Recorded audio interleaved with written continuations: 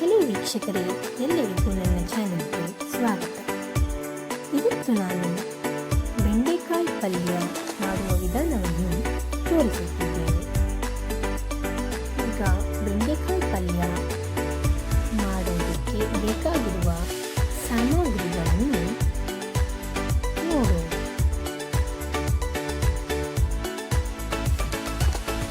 ಮೊದಲಿಗೆ ಬೆಳ್ಳುಳ್ಳಿ, sambar powder, tomato, ಕರಿಬೇವಿನ ಸೊಪ್ಪು, ಈರುಳ್ಳಿ, ತುರಿದಿರೋ ಕಾಯಿ, ಎಣ್ಣೆಯನ್ನು ಇಟ್ಟುಕೊಂಡಿದ್ದೇನೆ.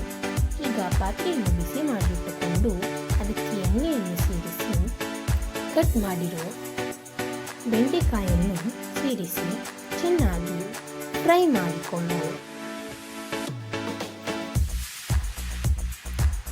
ಫ್ರೈ ಮಾಡಿದ ನಂತರ ಅದನ್ನು ಪಕ್ಕದಲ್ಲಿ ಇಟ್ಟುಕೊಂಡು ಈಗ ಪಾತ್ರೆ ಬಿಸಿ ಮಾಡಿಟ್ಟುಕೊಂಡು ಅದಕ್ಕೆ ಎಣ್ಣೆಯನ್ನು ಸೇರಿಸಿ ಕಟ್ ಮಾಡಿದ ಈರುಳ್ಳಿಯನ್ನು ಸೇರಿಸಿ ಚೆನ್ನಾಗಿ ಫ್ರೈ ಮಾಡಿಕೊಳ್ಳೋಣ.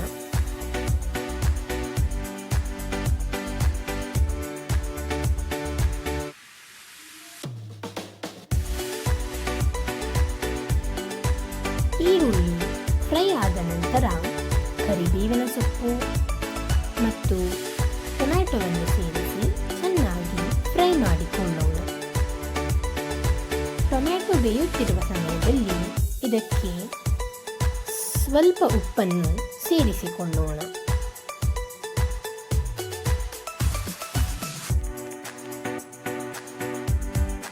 ನಂತರ ಫ್ರೈ ಆದ ಮೇಲೆ ಇದಕ್ಕೆ ಬೆಳ್ಳುಳ್ಳಿ ಮತ್ತು ಫ್ರೈ ಮಾಡಿಕೊಂಡಿರೋ ಬೆಂಡೆಕಾಯನ್ನು ಸೇರಿಸಿ ಚೆನ್ನಾಗಿ ಮಿಕ್ಸ್ ಮಾಡಿಕೊಳ್ಳೋಣ.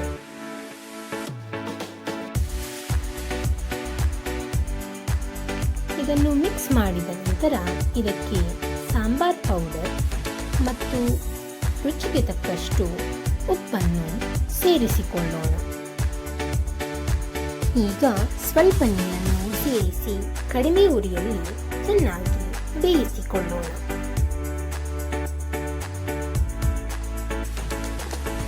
ಇದು ಬೆಂದ ನಂತರ ಇದಕ್ಕೆ ತುರಿದಿರುವ ಕಾಯನ್ನು ಸೇರಿಸಿ ಇದನ್ನು ಚೆನ್ನಾಗಿ ಮಿಕ್ಸ್ ಮಾಡಿಕೊಳ್ಳೋಣ. ಈಗ ರುಚಿಯಾದ ಬೆಂಡೆಕಾಯಿ ಪಲ್ಯ ರೆಡಿ. ನಾನು ಇಲ್ಲಿ ಚಪಾತಿ ಜೊತೆ ಬೆಂಡೆಕಾಯಿ ಪಲ್ಯನ ಸರ್ವ್ ಮಾಡಿದ್ದೇನೆ.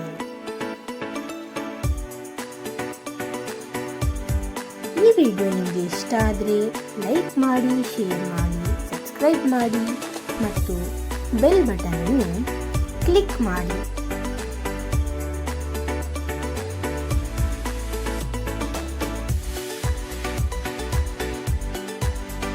ಧನ್ಯವಾದಗಳು.